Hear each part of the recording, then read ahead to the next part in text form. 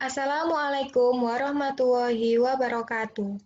Halo teman-teman, apa kabar? Semoga selalu dalam keadaan sehat ya.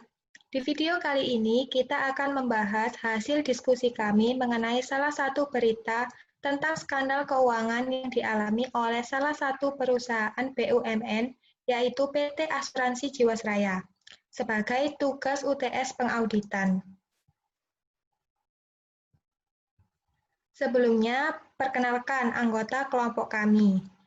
Yang pertama, Nabita Azahwa, yang kedua Novanda Yuris, yang ketiga Olive Sagita, yang keempat Rakata Daksa, dan yang kelima Rizky Amalia. Oke, mari kita mulai pembahasannya. Pada bulan Juni tahun ini, ada sidang perdana kasus dugaan korupsi dan pencucian uang PT Asuransi Jiwasraya, yang melibatkan manajemen Jiwasraya dan beberapa direktur utama perusahaan. Kasus ini diperkirakan merugikan negara sebesar 13,7 triliun. Sebenarnya ada apa sih? Jiwasraya kan perusahaan BUMN yang bergerak di bidang asuransi. Kok bisa BUMN sampai gagal bayar polis asuransi? Bukannya perusahaan milik negara seharusnya aman-aman saja.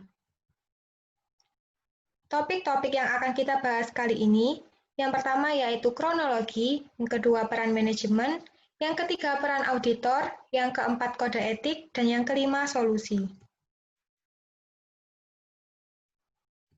Sebelum kita membahas kronologi, PT Asuransi Jiwasraya adalah perusahaan BUMN yang bergerak di bidang asuransi yang sudah lama berdiri dan dikenal masyarakat selama puluhan tahun. Sejak akhir tahun 2018, Jiwasraya tidak sanggup bayar klaim asuransi yang sudah jatuh tempo ke para nasabahnya. Saat itu nilainya mencapai 802 miliar. Lalu bagaimana sih kronologi kasus Jiwasraya sampai bisa gagal bayar ke nasabah? Sejak 2006, BPK melihat keganjalan, di mana dalam pembukuannya Jiwasraya mencatatkan laba. Akan tetapi, penelusuran dari BPK, Jiwasraya melakukan rekayasa laporan. Jiwasraya sebenarnya merugi. Di tahun 2006, ekuitas Jiwasraya negatif 3,29 triliun. Kemudian pada tahun 2007, BPK memberikan opini disclaimer atau tidak menyatakan pendapat untuk laporan keuangan Jiwasraya 2006 sampai 2007 dengan alasan penyajian informasi cadangan tidak dapat diyakini kebenarannya.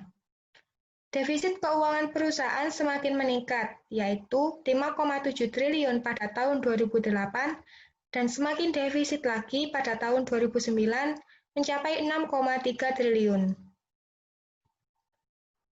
Selanjutnya pada tahun 2010 sampai 2012, Jiwasraya melanjutkan skema reasuransi dan mencatatkan surplus sebesar 1,3 triliun.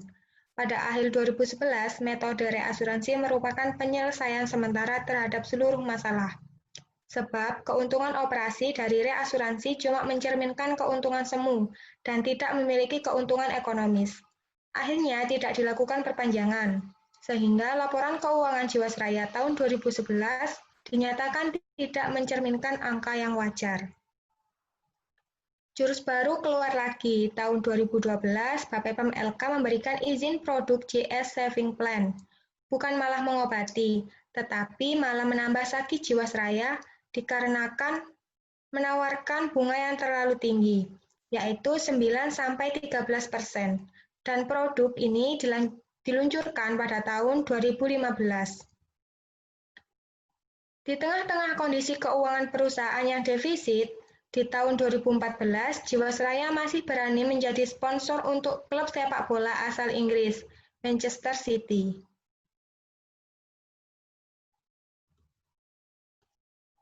(2017) Menurut laporan keuangan Jiwasraya, bahwa kondisi keuangan Jiwasraya positif dan membaik.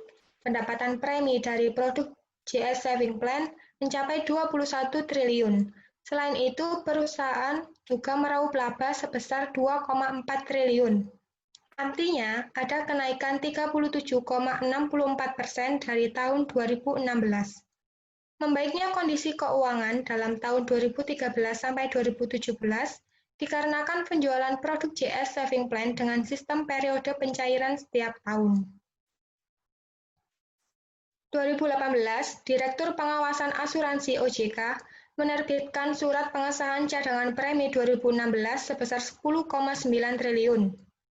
Pada bulan yang sama, Direktur Utama Jiwasraya Hendris Manrahim dan Direktur Keuangan Jiwasraya Heri Prasetyo dicopot.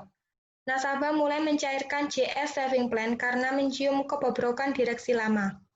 Mei 2018, pemegang saham menunjuk Asma Wisyam sebagai Direktur Utama Jiwasraya.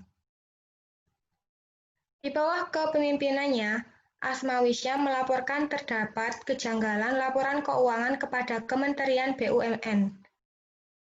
Kejanggalan yang dilaporkan dibenarkan dengan hasil audit kantor akuntan publik PricewaterhouseCoopers atas laporan keuangan 2017 dengan mengoreksi laporan keuangan dari laba sebesar 2,4 triliun menjadi hanya 428 miliar. Agustus 2018, Menteri BUMN Rini Sumarno mengumpulkan direksi untuk mendalami potensi gagal bayar perseroan. Ia juga meminta BPK dan BPKP untuk melakukan audit investigasi terhadap Jiwasraya. Dan di akhir tahun 2018, Jiwasraya mengumumkan bahwa Jiwasraya tidak mampu membayar kewajiban polis produk JS Saving Plan yang jatuh tempo yang nilainya mencapai 802 miliar. Tentu saja hal ini mengagetkan banyak pihak terutama para nasabah yang memiliki produk JS Saving Plan tersebut.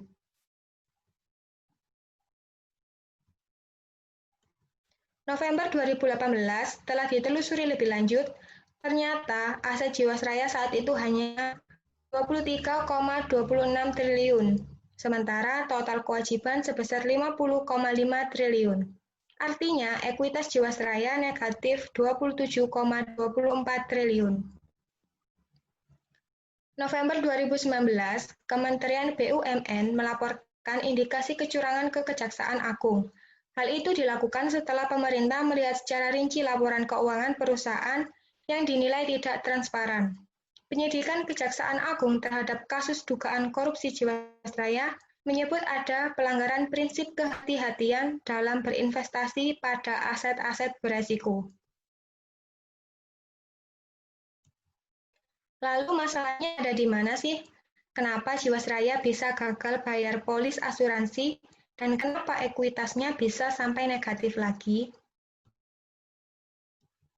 Penyebab utama gagal bayar dikarenakan PT Asuransi Jiwasraya mengalami kesalahan dalam mengelola investasi di dalam perusahaan, terutama dalam produk JS Saving Plan. Produk JS Saving Plan sendiri adalah produk asuransi jiwa plus investasi, yang artinya nasabah akan mendapat proteksi asuransi jiwa dan keuntungan investasi. Produk ini mewajibkan nasabah untuk membayar premi sebesar 100 juta sampai 5 miliar di muka. Jadi bentuk pembayarannya itu kontan dalam jumlah besar, bukan iuran tiap bulan. Produk ini juga memberikan bunga sebesar 9-13% per tahun. Imbal hasil sebesar 9-13% tersebut termasuk sangat besar jauh di atas bunga deposito bank. Oleh karena itu tidak heran produk ini sangat menarik minat para nasabah untuk membelinya. Nah, setelah Jiwasraya mendapat dana yang besar dari nasabah, mereka mencari cara untuk memenuhi kewajiban dan janjinya ke nasabah. Yang pasti mereka harus bisa memutar uang tersebut di sektor produktif, supaya hasil perputaran uangnya bisa melampaui kewajiban Jiwasraya kepada nasabah. Namun, kenyataannya justru sebaliknya, PT Asuransi Jiwasraya mengalami kesalahan dalam mengelola investasi di dalam perusahaan dengan menaruh dana di saham-saham berkinerja buruk.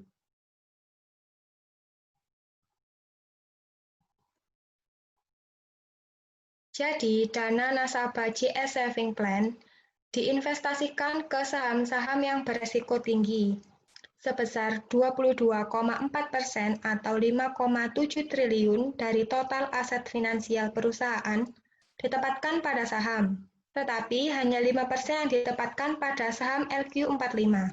Sisanya pada saham-saham yang beresiko tinggi atau sering disebut saham gorengan.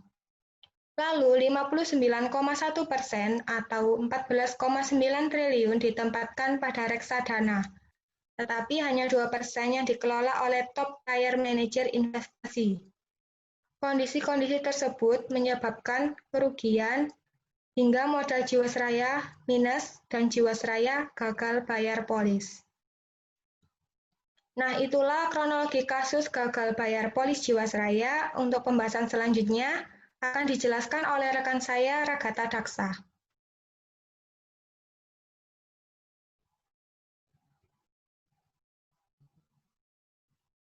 Oke, terima kasih Olive. Saya akan menjelaskan peran manajemen. Bagaimana tanggung jawab dari manajemen PT Asuransi Jiwasraya dalam menanggapi kasus yang menjerat perusahaan tersebut?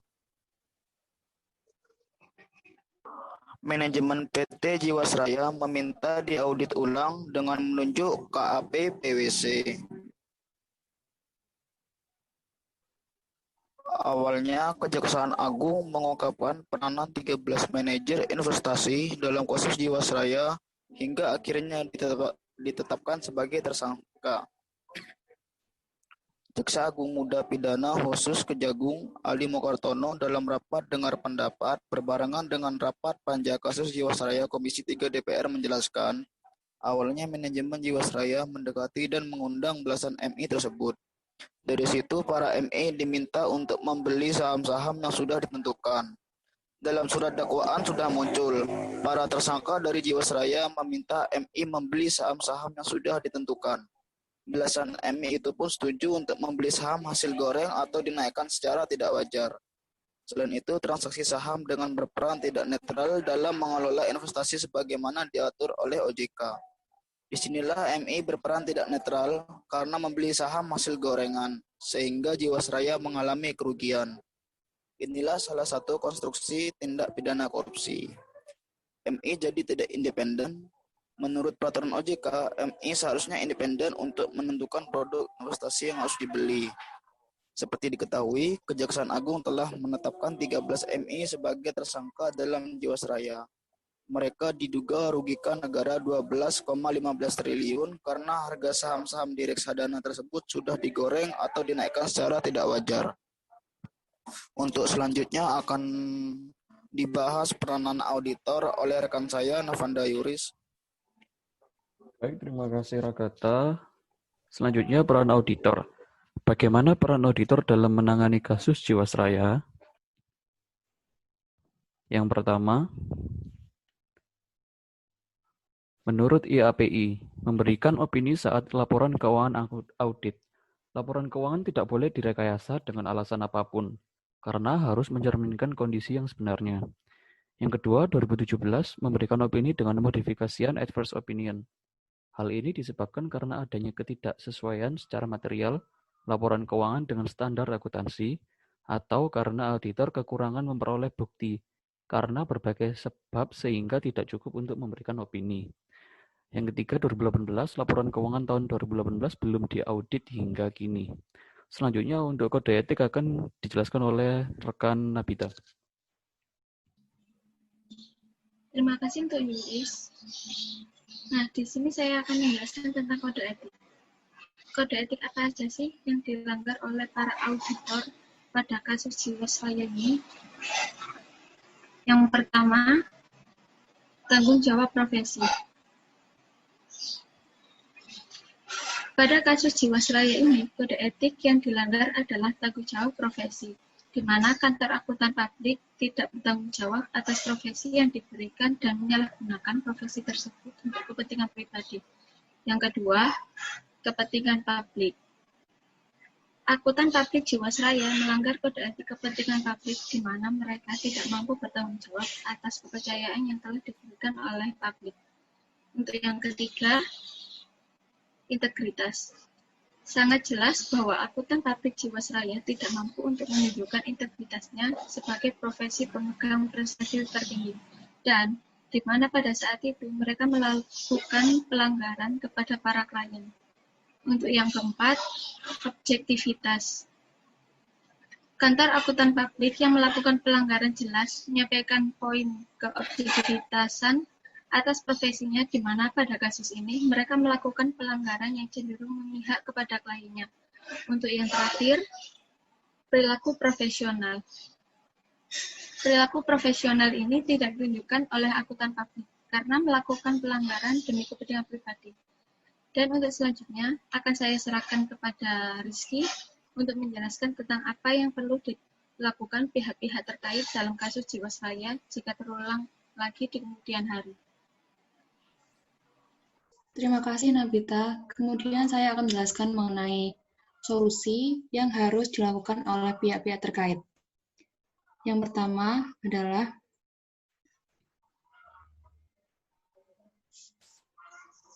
melepaskan aset PT Asuransi Jiwasraya. Yang kedua, melakukan reformasi industri asuransi oleh KPK. Yang ketiga, melakukan restrukturisasi. Yang keempat, OJK membentuk lembaga penjamin polis. Yang kelima, pembentukan holding BUMN asuransi. Dan yang keenam, pembentukan pansus oleh DPR.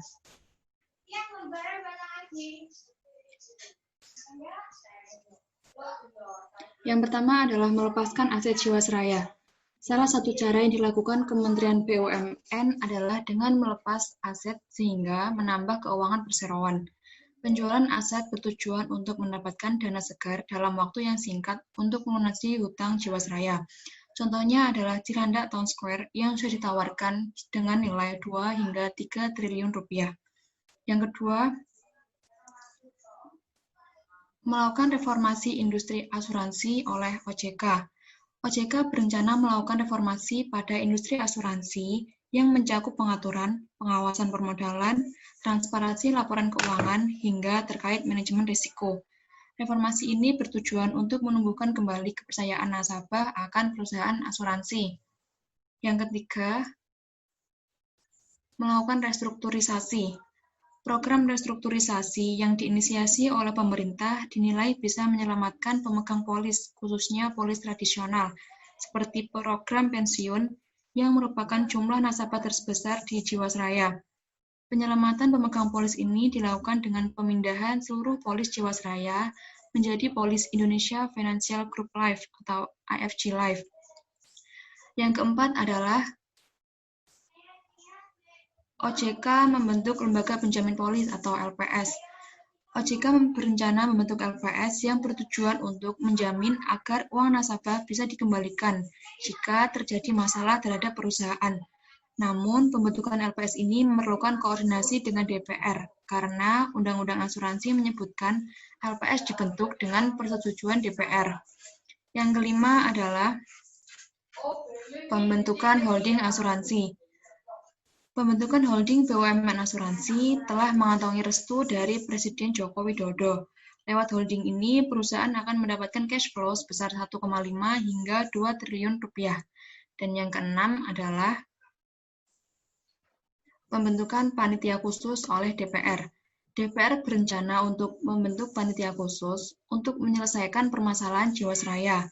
Pembentukan pansus ini karena banyaknya laporan masyarakat mengenai adanya kasus dugaan korupsi di PT Asuransi Jiwasraya ke Komisi 6 yang salah satu mitra kerjanya adalah Kementerian BUMN dan seluruh BUMN. Jadi, dari penjelasan yang telah kami sampaikan, PT Asuransi Jiwasraya adalah BUMN yang bergerak di sektor asuransi.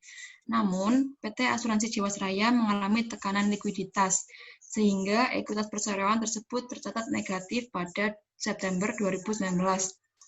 Ternyata, Jiwasraya mengalami gagal bayar polis asuransi produk JS Saving Plan. Penyebab utama gagal bayar dikarenakan mengalami kesalahan dalam mengelola investasi di dalam perusahaan dengan menaruh dana di saham-saham berkinerja buruk. Hingga saat ini, pihak-pihak terkait terus mengupayakan hak-hak yang seharusnya diperoleh nasabah. Terima kasih, mungkin cukup sekian presentasi mengenai kasus Jiwasraya oleh kelompok 5. Mohon maaf apabila terdapat salah-salah kata. Wassalamualaikum warahmatullahi wabarakatuh.